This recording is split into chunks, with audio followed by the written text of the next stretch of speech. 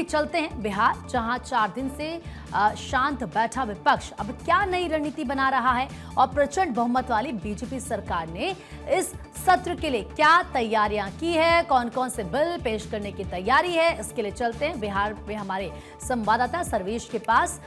सर्वेश, आज जरा बताएं, क्योंकि अभी तक हमने देखा 4 दिन से तो सब कुछ शांत नजर आ रहा है, लेकिन आज अगर बात करें तो आज विधानसभा में क्या क्या हो सकता है, कैसी हलचल रहने वाली है?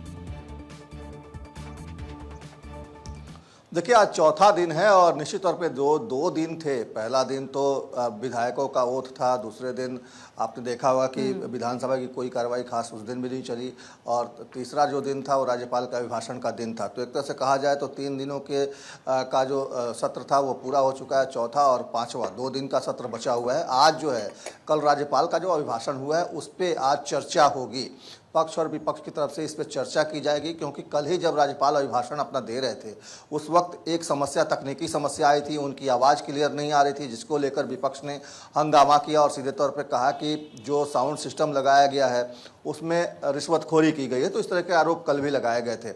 दूसरी तरफ जब राज्यपाल अभिभाषण दे रहे थे तो उन्होंने साफ तौर पे कहा कि बिहार में कानून का राज है, जिसको लेकर विपक्ष ने हमला बोला था, कल भी इसको लेकर विरोध दर्ज कराया था विपक्ष ने। लेकिन आज क्योंकि जब इस पर चर्चा का दिन है तो निश्चित तौर पे इन तमाम मुद्दों को उठाया जाएगा। दूसरी तरफ एक और बड़ी खबर ये है कि राज्यपाल ने कहा कि शिक्षा हो या फिर स्वास्थ्य हो, सड़क हो, बिजली हो, इन तमाम क्षेत्र में, पेयजल हो, इन तमाम क्षेत्र में बिहार सरकार ने बहुत ही बेहतरीन काम किया है। और दूसरी तरफ कल देर रात से पटना के पीएमसीएच में जूनियर डॉक्टरों ने हड़ताल कर दिया है।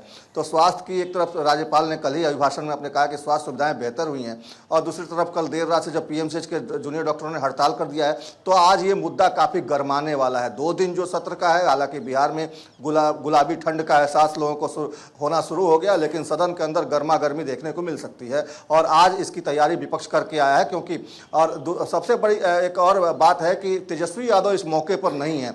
वो परसों ही दिल्ली चले गए हैं और कल भी वो सदन में मौजूद नहीं थे और आज भी, और उम्मीद है कि वो सदन में मौजूदगी उनकी नहीं होगी। तो ऐसे में विपक्ष की कमान कौन संभालता है, ये देखने वाली बात होगी।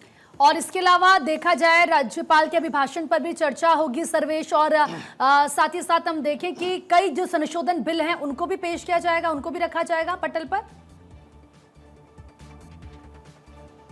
जी बिल्कुल, 2 दिन बिजनेस का है और आज का जो दिन है, आज वो राज्यपाल के अभिभाषण पर चर्चा होने के बाद कई जो विधेयक हैं उनको सदन के पटल पर रखा जाना है और उसके बारे में भी तमाम जो चीज़ें हैं वो सामने आएंगी। हालांकि फिलहाल जो है विपक्ष की तरफ से तैयारी पूरी है। विपक्ष सीधे तौर पर कह रहा है कि राज्यपाल ने जो अपना अभिभाषण दिया है उसमें उन्होंने सरकार की उपलब्धियों का लेखा जोखा पेश किया है।